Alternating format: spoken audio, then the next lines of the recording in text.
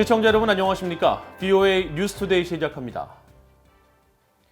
북한 김정은 국무위원장이 8차 당대회를 통해 핵 역량 강화 방침을 밝히고 미국을 최대 주적으로 규정하며 적대 정책 철회를 요구한 데 대해 미국의 상하원 의원들이 강하게 규탄했습니다.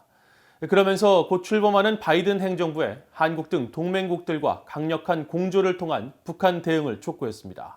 첫 소식 이조은 기자가 보도합니다. 미국 하원 외교위원회의 공화당 간사인 마이클 맥카울 하원 의원은 북한 김정은 위원장의 핵개발 지속 발언을 강력히 규탄했습니다. 맥카울 의원은 11일 VOA에 이 같은 입장을 밝히고 김정은이 계속해서 주민들의 번영보다 핵투쟁을 선택한다는 것은 부끄러운 일이라면서 미국은 김정은의 이유 없는 위협에 당하고 있지 않을 것이라고 말했습니다. 그러면서 동맹과 파트너 국가들과 함께 한반도와 전 세계 평화를 위해 북한의 최대 제재 압박을 가하는 데 계속 전념할 것이라고 강조했습니다.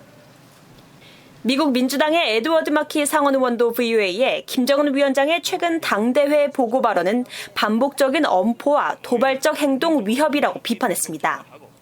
그러면서 이는 미국의 정권 교체 시기에 강하게 보이기 위한 것이라며 이런 행태가 싱가포르 미북 공동성명에서 약속한 정신에 어긋난다는 점을 분명히 밝혔습니다. 마키 의원은 이어 미북 비핵화 협상을 이끈 트럼프 행정부에도 책임이 있다며 독재자와의 유대에도 불구하고 구체적 진전이 완전히 결여됐다는 것을 다시 한번 보여주는 결과라고 말했습니다.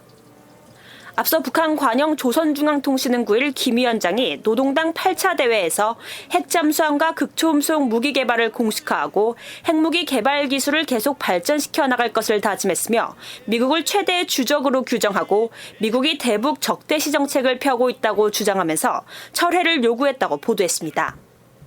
마키 의원은 그러면서 오는 21일 취임하는 조 바이든 대통령 당선인이 북한 정권과의 조속한 관여를 통해 평화를 위한 현명한 외교를 펼치고 긴장 완화를 위한 조치에 나설 것을 촉구했습니다. 또 북한과의 중간 단계 합의에 따른 제재 완화 가능성을 제안하면서 북핵 프로그램의 완전한 신고와 추가 핵물질, 탄도미사일 생산의 검증 가능한 중단을 대가로 해야 한다는 점을 분명히 밝혔습니다. 마키 의원은 그동안 줄곧 북한과의 대화 관여 필요성을 주장하면서도 핵 검증 선행과 제재 강화를 강조해왔습니다.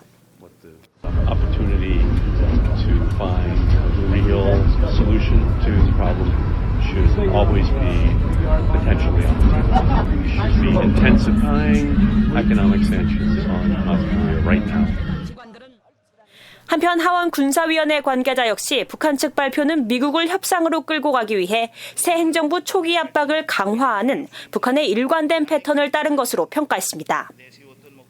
이 관계자는 그러면서 바이든 행정부가 동맹국인 한국, 일본과의 더 강력한 관계와 공조를 추구하길 기대한다고 밝혔습니다. VOA 뉴스 이존입니다. 국제원자력기구 IAEA는 북한 김정은 국무위원장이 최근 8차 당대회에서 핵무기 개발 기술과 핵잠수함 등 무기 개발을 공식화한 데 대해 북한의 핵 프로그램 지속은 명백한 유엔 안보리 결의 위반이라고 밝혔습니다.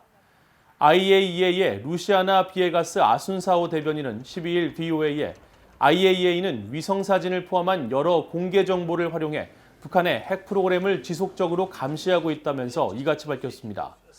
이어 라파엘 마리아노 그로시 IAEA 사무총장이 지난해 11월 유엔 총회 연례 보고를 통해 북한의 지속적인 핵 프로그램 활동이 유엔 안보리 결의에 대한 명백한 위반으로 깊이 유감스럽다고 말한 내용을 다시 강조했습니다. 그로시 총장은 당시 유엔 총회 연례 보고에서 안보리 결의 의무에 대한 북한의 즉각적인 이행과 핵 확산 금지 조약 NPT의 안전조치 이행 협력, 사찰단의 부재 기간 동안 발생한 문제들에 대한 해결을 촉구했습니다. 북한의 잇따른 핵과 미사일 실험 등으로 유엔 안보리가 대북 정제유 반입량을 제한하고 있는데도 불법 환적을 통한 북한 선박의 정제유 반입이 끊임없이 이어지고 있다고 일본 군 당국이 지적했습니다. 일본 당국은 북한 선박들이 주로 동중국해 공해에서 불법 환적을 벌이고 있다며 이를 막기 위한 국제사회의 감시 노력을 강조했습니다. 오택성 기자가 취재했습니다. 바다 위에서 대형 선박과 소형 선박 두 척이 여러 개의 호수로 연결된 채 나란히 서 있습니다. 같은 날 해가 져 어두워진 바다 위에서 또 다른 소형 선박이 동일한 대형 선박에 붙어 있는데 이번에도 두 배는 호스로 연결돼 있습니다. 일본 방위성과 자유대가 월간 활동 보고서 12월호를 통해 공개한 북한의 불법 환적 의심 현장입니다.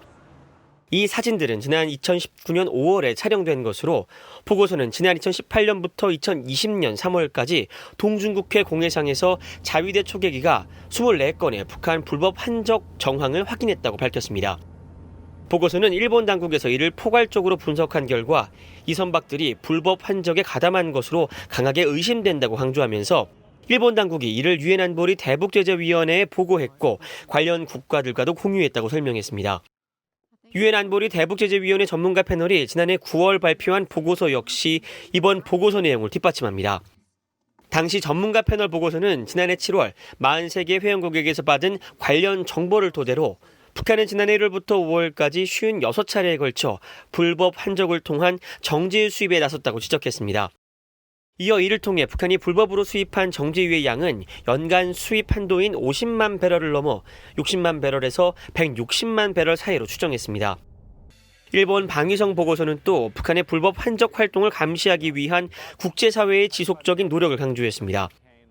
호주와 캐나다, 뉴질랜드 등이 지난해 계속 초계기 등을 동원해 공중 감시 작전을 벌이고 있다는 겁니다. 전문가들은 북한은 지속적으로 제재를 회피하고 있다면서 국제사회의 감시 활동의 중요성을 강조하고 있습니다. North Korea is able to find myriad ways to evade sanctions, and so I think that this action is really important.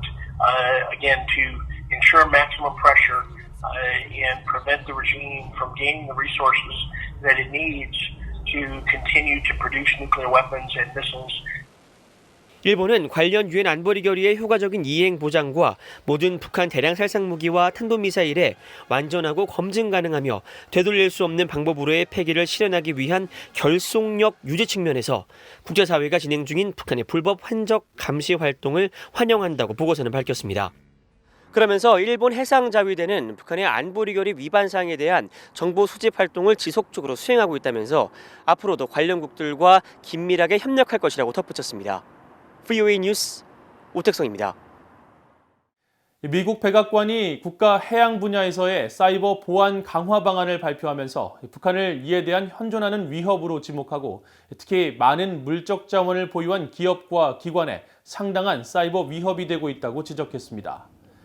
백악관은 최근 발표한 국가 해양 사이버 안보 계획을 통해 이같이 밝히고 사이버 공격에 나서는 북한의 목적은 주로 북한의 무너진 경제를 지원하기 위한 자금을 확보하기 위한 것이라면서 구체적으로 북한이 뉴욕 연방준비제도 이사회 계좌에서 8,100만 달러로 추정되는 자금을 탈취한 것을 포함해 사이버 공격으로 전 세계 금융기관으로부터 11억 달러 이상을 훔치려고 시도한 바 있다고 설명했습니다. 이어 북한은 복수의 라디오 주파수 조작을 통해 해양 활동을 노린 사이버 공격 의지와 능력을 보여왔다면서 특히 한국 당국 등은 북한이 선박 자동 식별 장치 도용을 통해 제재 회피를 하고 있다고 지적했다고 덧붙였습니다. 영국 정부 고위 관리가 국제사회에서 비판과 논란이 제기되고 있는 한국의 대북전단 금지법에 대해 영국 정부가 관심을 갖고 주시할 것이라고 밝혔습니다. 리잘 아담스 영국 외교부 아시아 담당 국무상은 11일 데이비드 앨튼 영국 상원의원에게 보낸 서한에서 영국 정부는 대북전단 금지법에 대한 앨튼 의원과 여러 사람들의 우려를 알고 있고 한국 정부와 이 법의 적용 범위에 대해 논의했다면서 대북전단 금지법이 어떻게 이행되는지 관심을 갖고 계속 주시할 것이라고 밝혔습니다. 이어 영국은 북한 내 인권 개선을 위해 전념하고 있고 표현의 자유와 종교 자유 증진, 북한 주민들의 정보 접근성 증대는 이런 노력의 기본이라면서 북한인들과 외부 세계의 접촉을 더 늘리는 것은 영국 정부의 중요한 목표라고 강조했습니다. 그러면서 영국 정부는 북한 주민들이 인권을 누리도록 돕고 한반도 문제의 평화적 해결을 위한 최선의 방법을 찾기 위해 한국과 영내 다른 동반국들, 민간단체들과 계속 협력하고 있다고 밝혔습니다. 앞서 영국 의회 내 북한 문제에 관한 초당파 의원 모임의 공동의장인 앨튼 의원과 한국의 탈북민 출신 태영호, 지성호 국회의원, 미국과 한국의 민간단체들은 도미니크 라브 영국 외교장관에게 공동 서한을 보내 대북전단 금지법 문제에 대한 영국 정부의 관여를 요청했었습니다.